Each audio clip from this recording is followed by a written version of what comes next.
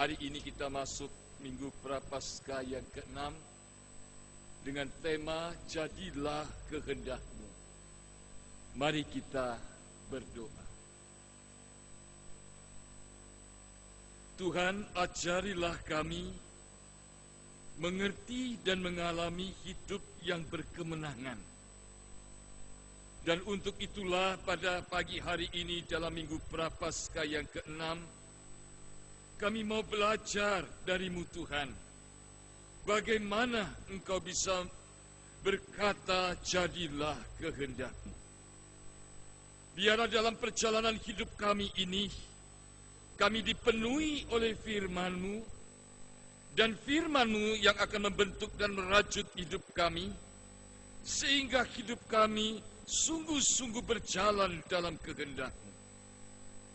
Dengan segenap hati, kerinduan, dan kehausan jiwa kami sujud memohon, Tuhan berfirman-Lah. Di dalam nama Tuhan Yesus, Juru Selamat kami yang hidup, kami berdoa. Amin. Bapak, Ibu, saudara-saudara yang terkasih, bacaan Alkitab dari Injil Matius pasal 26, ayat 36 sampai 46.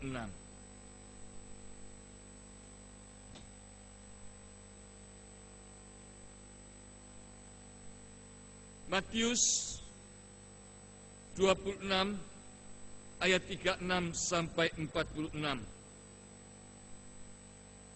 Kita akan membacakannya bergantian. Ayat 36 akan saya bacakan, ayat 37 Ibu Bapak Saudara, demikian sampai 46. Di Taman Getsemani.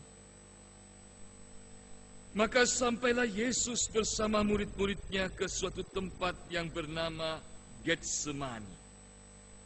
Lalu ia berkata kepada murid-muridnya, duduklah di sini, sementara aku pergi ke sana untuk berdoa.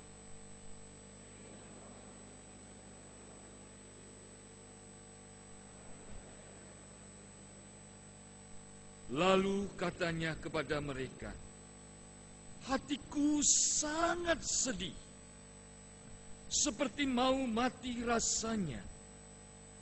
Tinggallah di sini dan berjaga-jagalah dengan aku.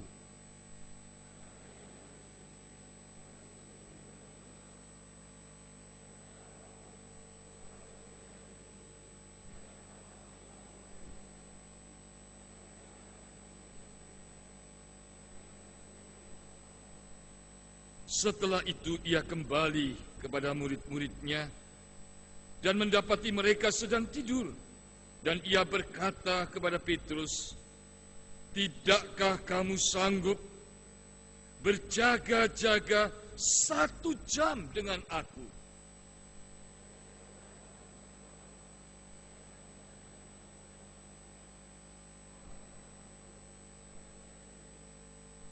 Lalu ia pergi untuk kedua kalinya dan berdoa, katanya, ya Bapakku, jikalau cawan ini tidak mungkin lalu, kecuali apabila aku meminumnya, jadilah kehendak-Mu.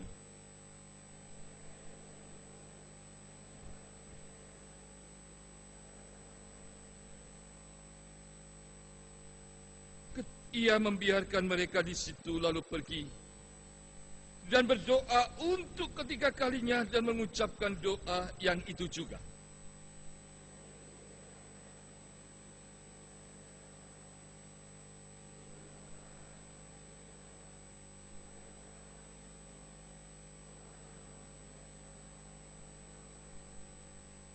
Bangunlah, marilah kita pergi.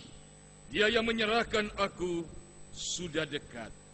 Berbahagialah setiap kita yang mendengarkan firman Tuhan, yang memelihara dan yang melakukan dalam kehidupan kita. Hosiana.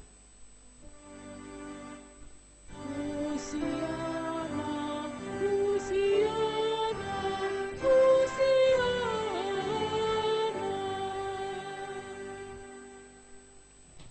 Bapak, Ibu, Saudara yang terkasih, Shalom. Hari ini kita masuk pada Minggu Prapaskah yang ke-6 dengan tema Jadilah Kehendak-Mu. Tema ini terkait dengan tema besar dari rangkaian Paskah tahun 2014, Hidup yang Berkemenangan. Dengan kata lain adalah melalui seluruh rangkaian kegiatan Paskah tahun ini, kita diajak untuk mengerti, diajak untuk mengalami hidup yang berkemenangan.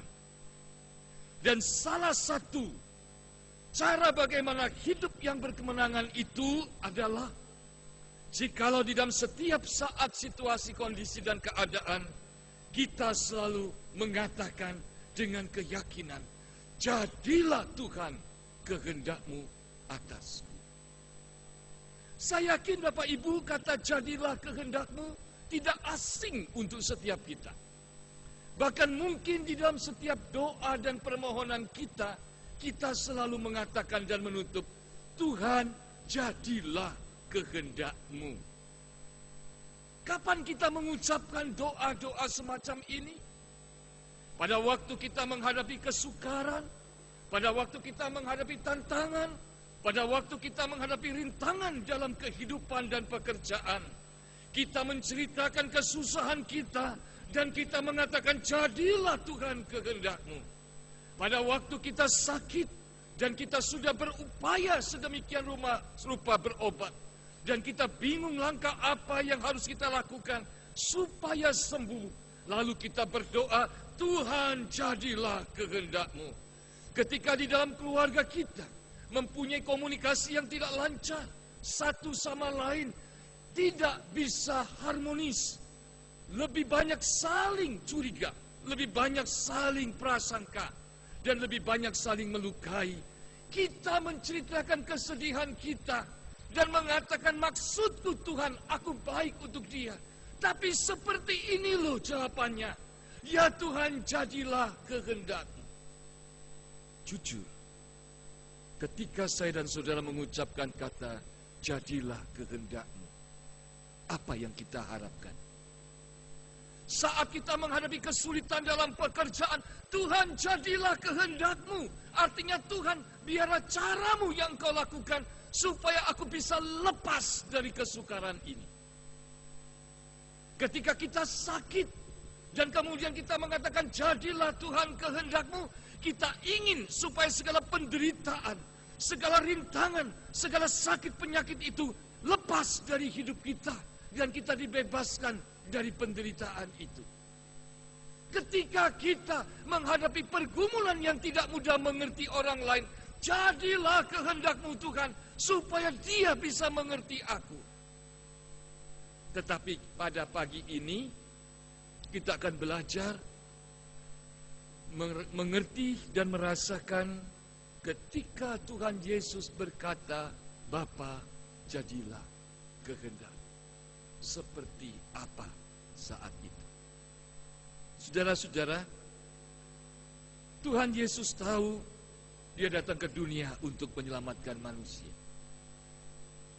Dia tahu jalan yang harus Dia tempuh adalah jalan salib. Dia tahu Dia akan dihina, disiksa, dan mati di atas kayu salib, bukan karena Dia berbuat salah. Maka perikop yang kita baca itu mau mengungkapkan realita yang sesungguhnya tentang pergumulan Yesus.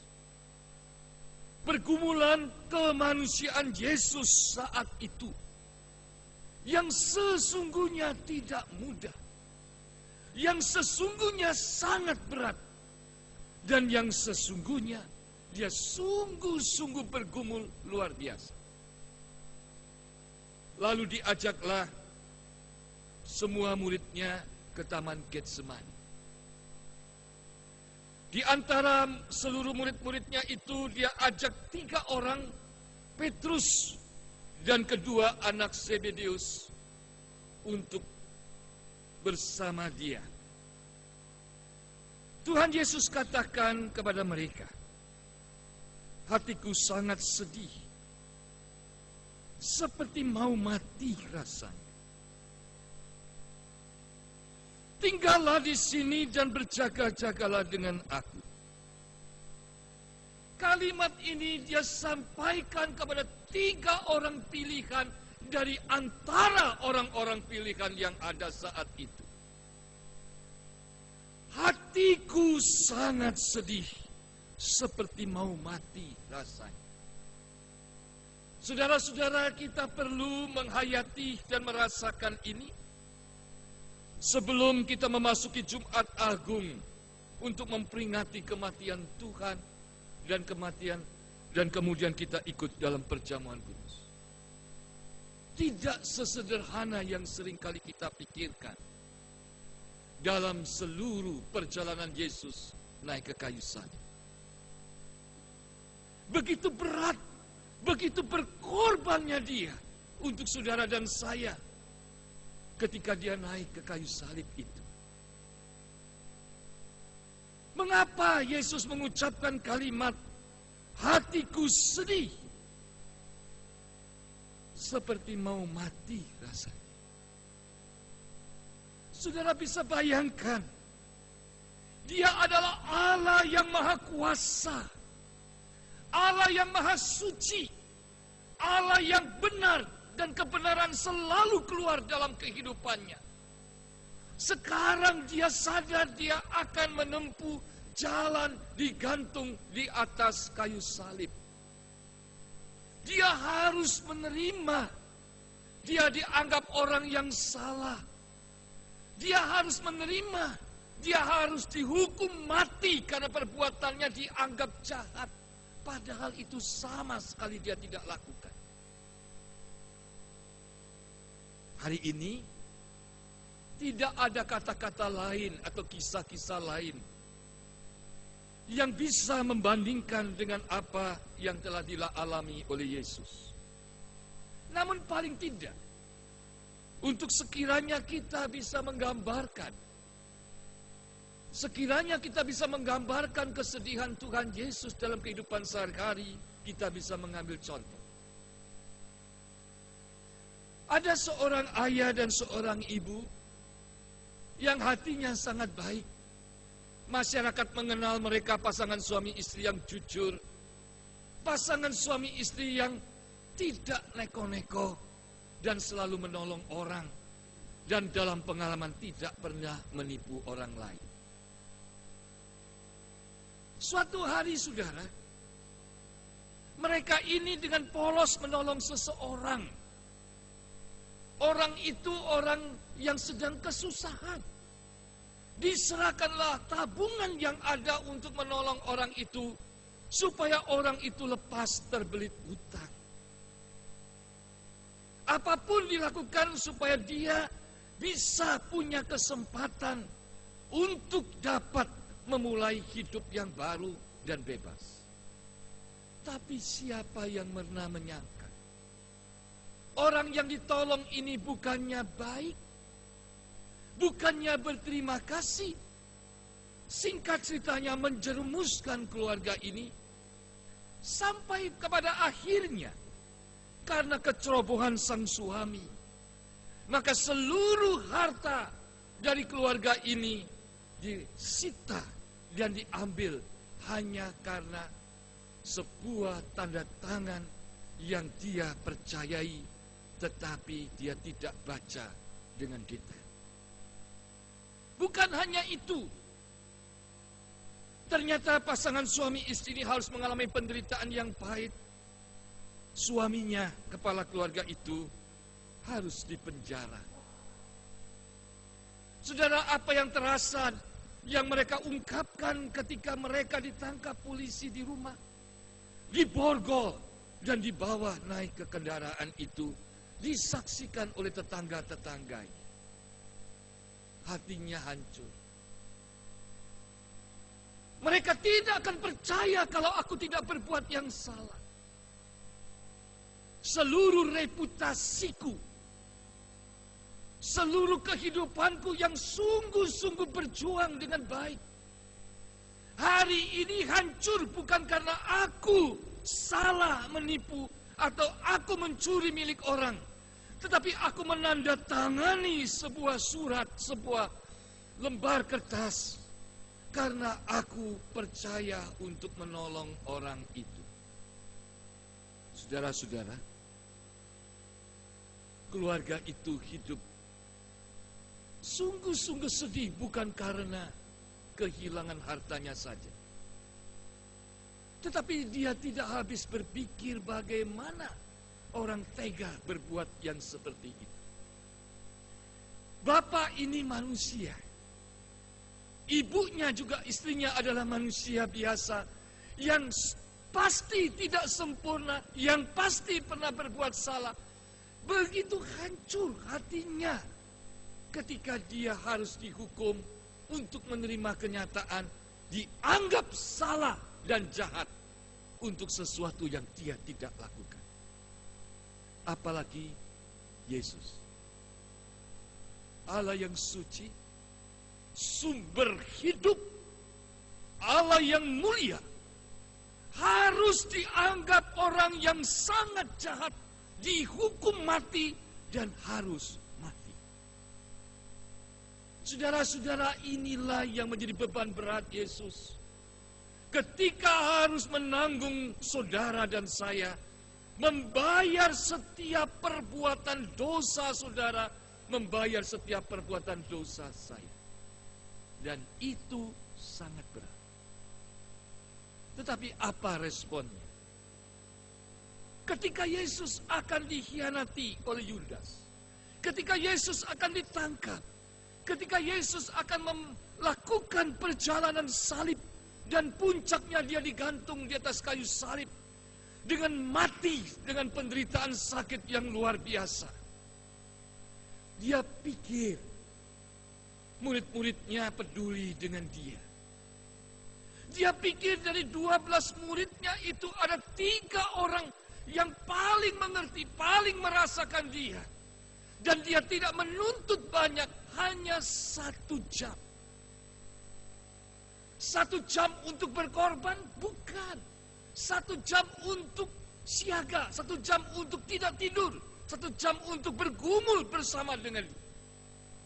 Untuk itu pun mereka tidur.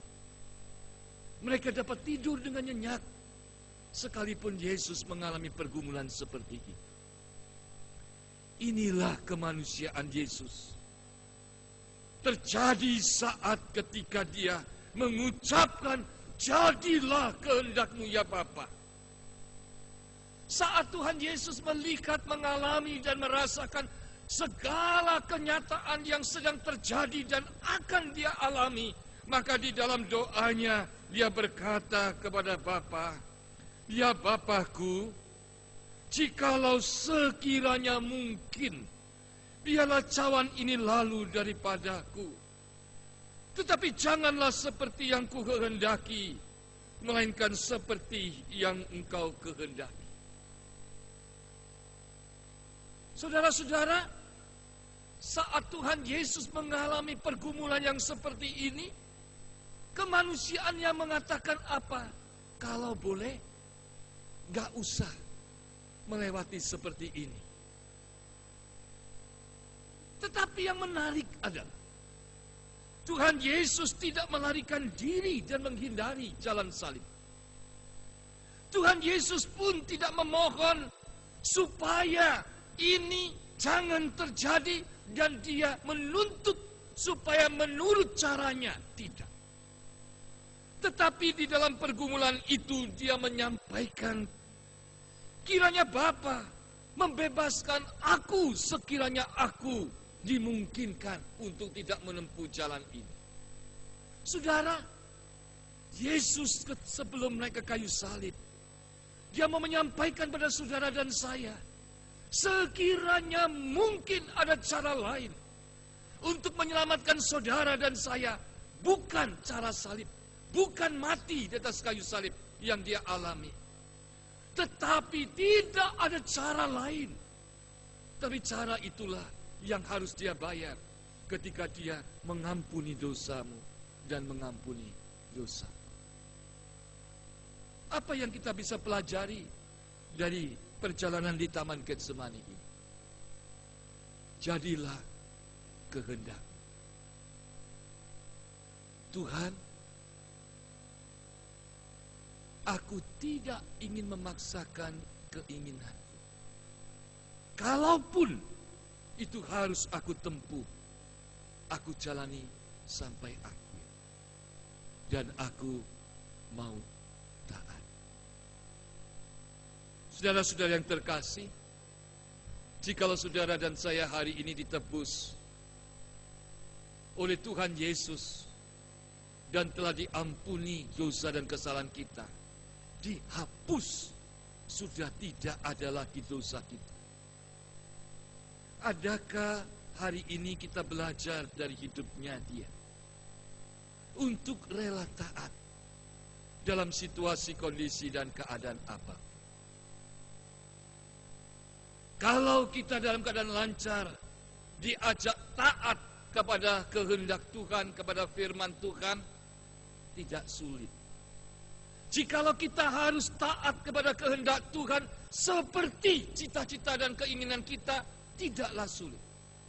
Tetapi bagaimana kalau kita harus taat kepada kehendak Tuhan, kepada firman Tuhan, kita harus kehilangan perasaan, kehilangan harga diri, kehilangan fasilitas, kehilangan segala-galanya. Itulah yang tidak mudah.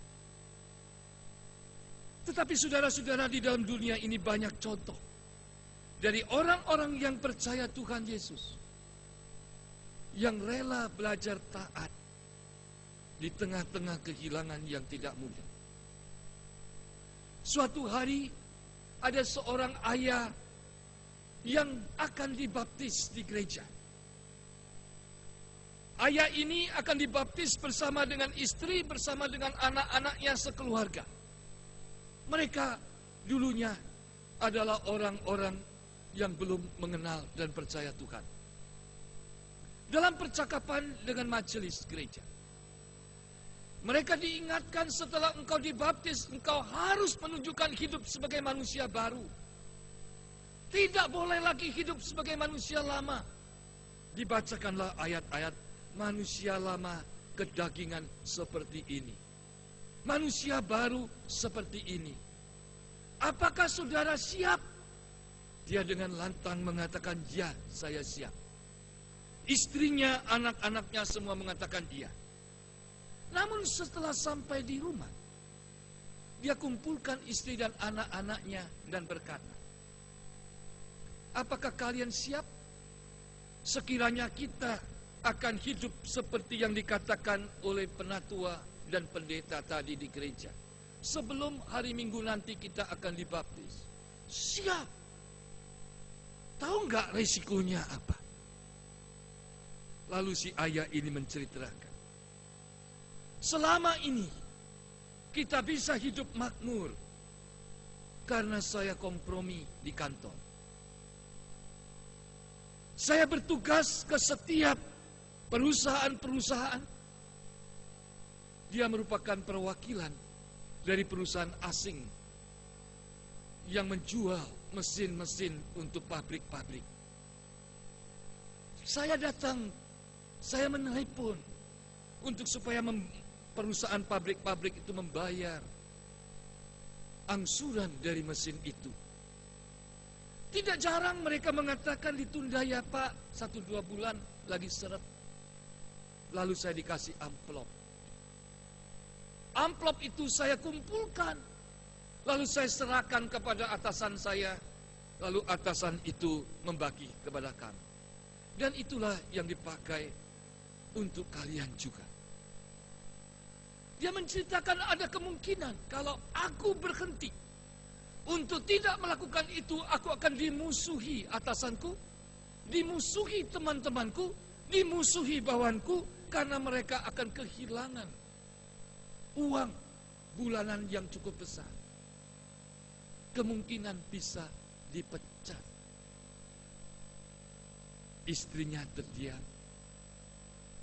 anak-anaknya diam. Anak yang bungsu bertanya, Apa maksud ayah?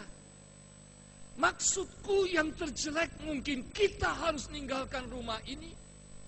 Kamu pun harus berhenti sekolah di sekolah yang favorit. Dan kamu pun harus pindah ke sekolah yang dimana kita mampu membayar.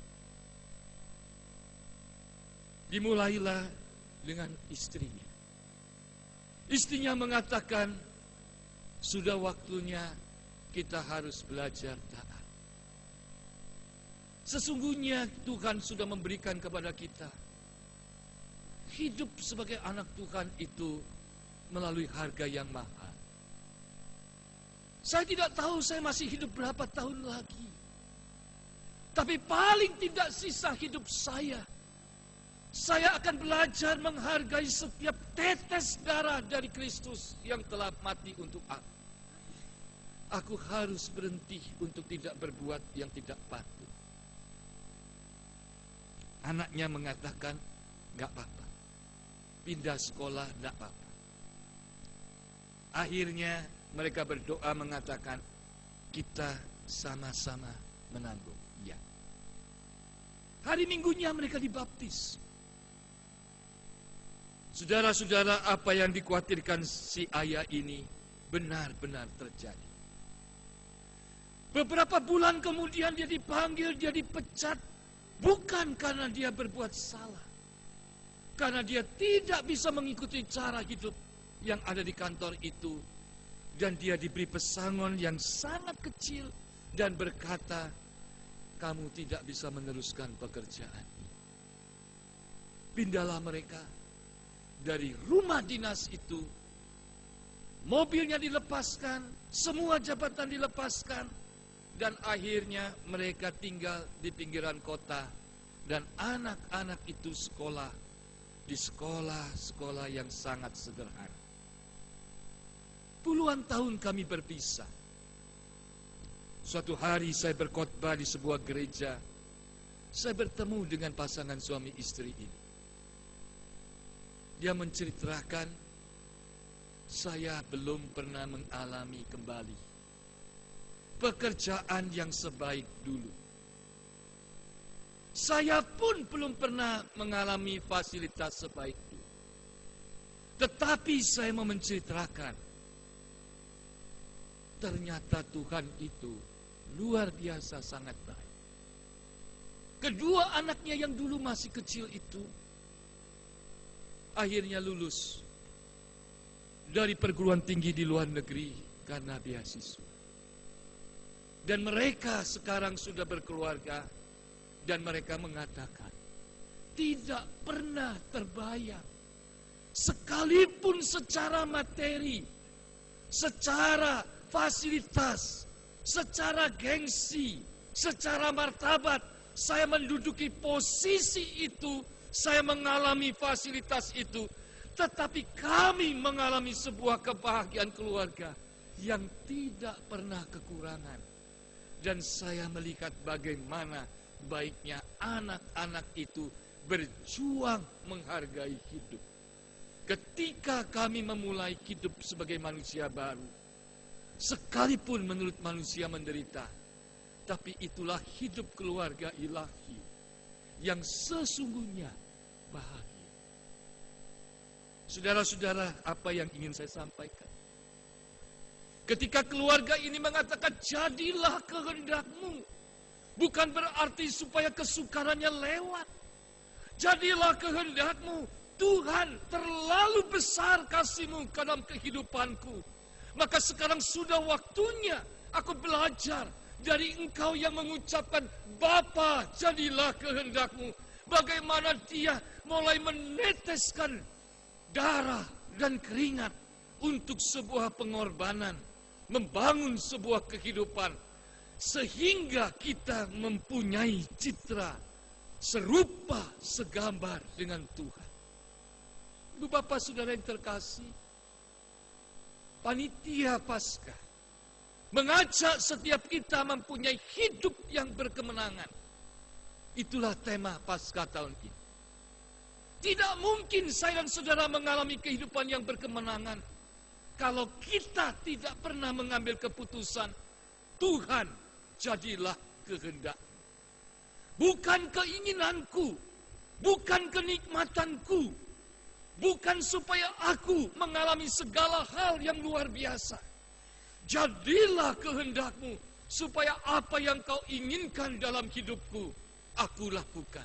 Sekalipun harus dalam penderitaan, sekalipun harus dalam kehilangan, sekalipun harus dalam berbagai-bagai hidup yang tidak mudah, sekalipun jalan salib. Maukah saudara dan saya hari ini mengambil keputusan untuk membawa keluarga kita, Tuhan, jadilah kehendak. Tuhan memberkati kita semua. Amin.